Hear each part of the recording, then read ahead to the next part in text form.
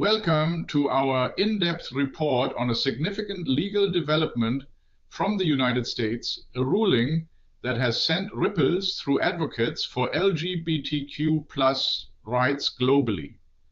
The US Supreme Court has recently made a decision regarding so-called conversion therapies, a ruling that is already being seen as a major setback for the protection of sexual minorities.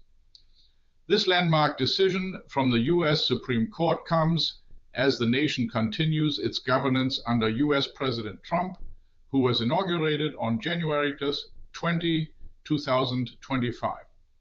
At the heart of this case is the controversial practice of conversion therapy, which aims to change a person's sexual orientation. For years, these therapies have been widely condemned by medical and psychological organizations due to their potential for severe psychological damage.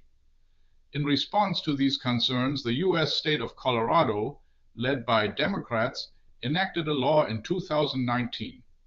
This law specifically prohibited conversion therapies for minors who identify as lesbian, gay, bisexual, transgender, or queer, collectively known as LGBTQ+. Colorado was not alone. More than 20 other US states have similar protections in place, all designed to shield vulnerable young people from treatments that the United Nations has warned can lead to profound mental health issues. The legal challenge against Colorado's protective law was brought by Kaley Chiles, a health consultant offering what she terms Christian therapy.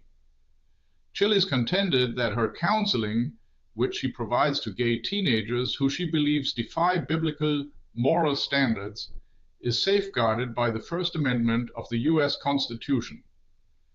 This crucial amendment ensures freedom of speech, and Chiles argued that Colorado's law infringed upon her right to express her views and conduct her therapy. She asserted that the state law should therefore not apply to her practice. In a striking 8-1 decision, the Supreme Court sided with Kaley Chiles.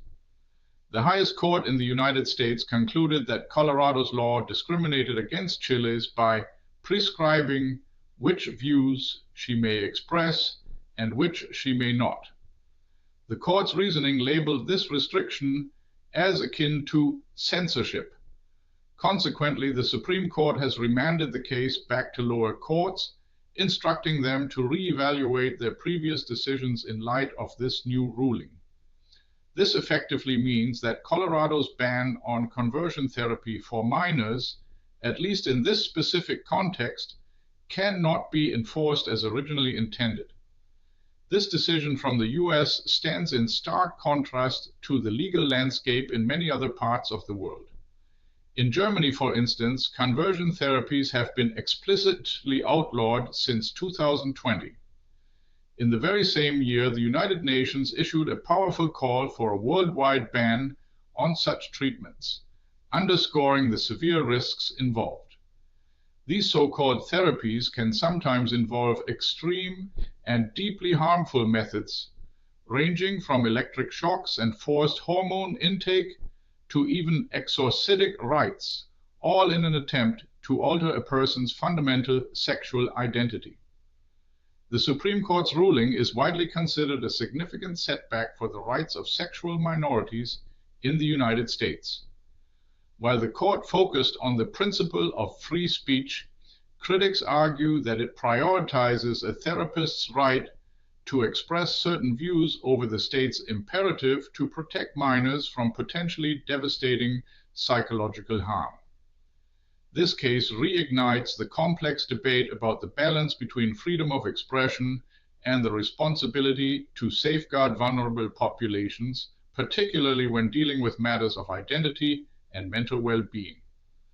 The implications of this decision will undoubtedly continue to unfold, affecting similar laws across more than 20 US states and impacting the broader struggle for LGBTQ+ equality.